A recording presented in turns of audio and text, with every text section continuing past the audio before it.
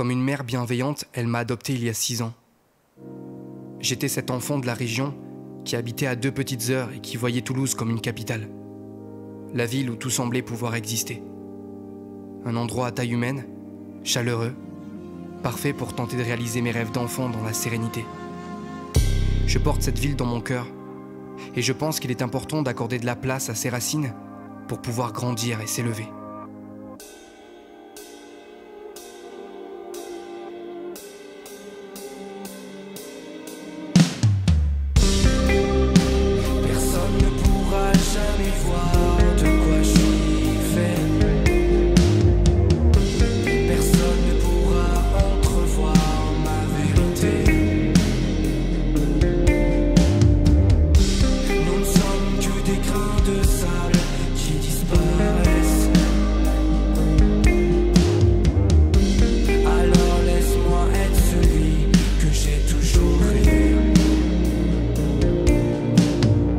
Aujourd'hui, je me sens étranger, détaché de mes racines, en exil perpétuel vers un monde meilleur, vers ailleurs en fait.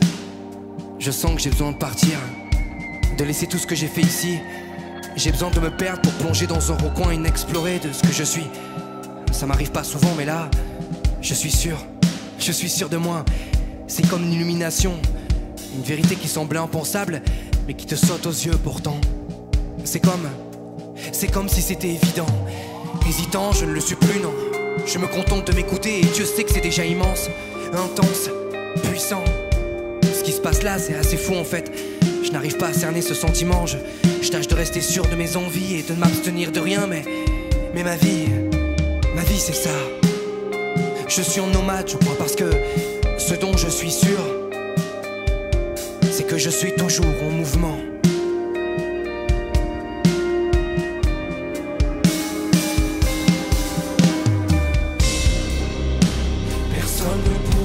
Jamais voir de quoi je suis fait. Personne ne pourra entrevoir ma vérité. Nous ne sommes que des grains de sable qui disparaissent. Alors laisse-moi être celui que j'ai toujours rêvé. Mon assise est là, j'ai ma famille, ma sœur que j'aime et milliers de repères. C'est comme si j'avais besoin de les perdre 30 ans pour retrouver de la force, une sorte d'adrénaline. C'est assez bizarre, comme si tout mon confort du quotidien était devenu un fardeau et que j'avais besoin de confrontation, d'augmenter le niveau du jeu. Là, je sais que si je sors dehors, personne ne comprendra cette humeur vagabonde. Du coup, je choisis de la lâcher sur papier, comme je le fais souvent.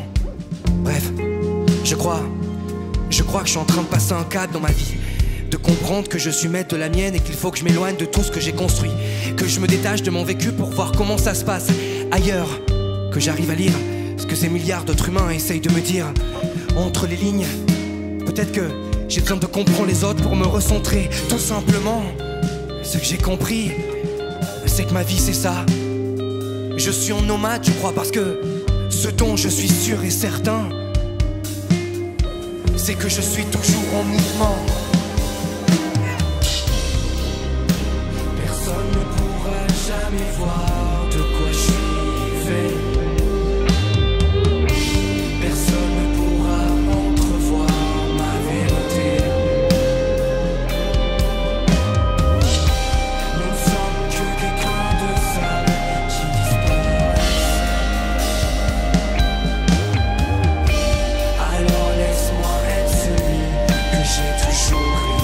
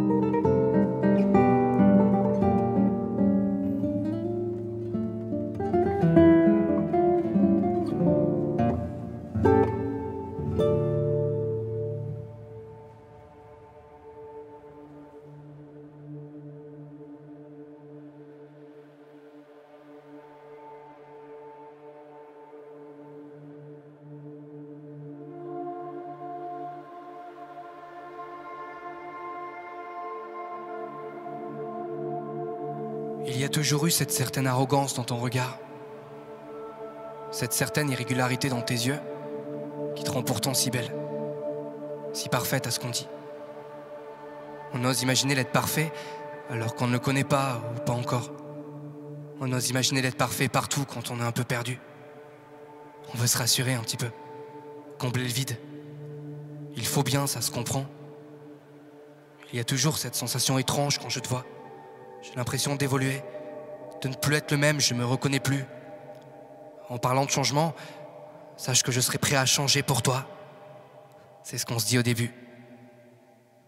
Il y a toujours cette naïveté, quand on s'imagine vagabonder ensemble, rigoler sous le soleil, partir tous les deux loin de nos vies habituelles et nos emmerdes quotidiennes, s'éloigner de cette réalité qui n'est plus si trépidante quand on est seul. Ce serait tellement beau, à vrai dire, que ça dure.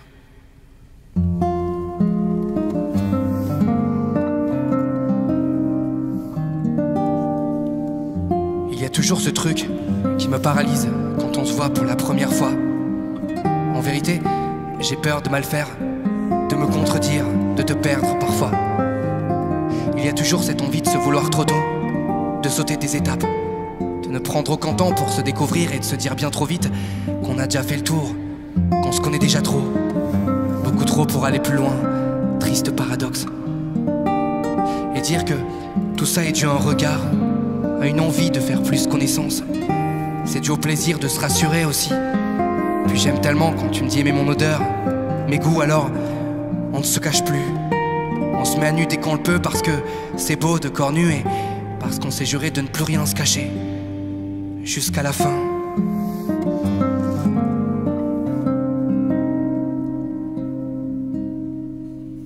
Mais il y a malheureusement aussi cette envie de se jeter. Après quelques temps. Parce que ça ne va plus. Ça ne veut plus, on commence à trop s'abîmer, on en a marre de s'aimer. Il y a toujours cette envie de ne plus se regarder, de s'éviter parce qu'on se trouve plus au niveau, plus à la hauteur, qu'on en a marre de voir la gueule de l'autre, alors on se crache dessus en permanence, on se parle mal, on se supporte plus. L'heure est grave, à force, ça devient lassant, c'est incessant, ça se bâti sur le temps, sur le bien pour justement pouvoir te faire du mal. On n'ose plus se regarder, ni même plus rien s'échanger, pas même un regard, ni même un bonjour, et ça devient crispant. Ça devient compliqué, voire impossible, de vivre dans cette tension permanente qui nous détruit plus qu'autre chose tous les jours. Oui, parce que c'est devenu quotidien, c'est devenu quelque chose de plus fort que nous. Au fond, personne ne voulait ça. On voulait pas se détruire, mais c'est trop tard apparemment. À présent, je crois qu'on se déteste plus qu'on s'aime.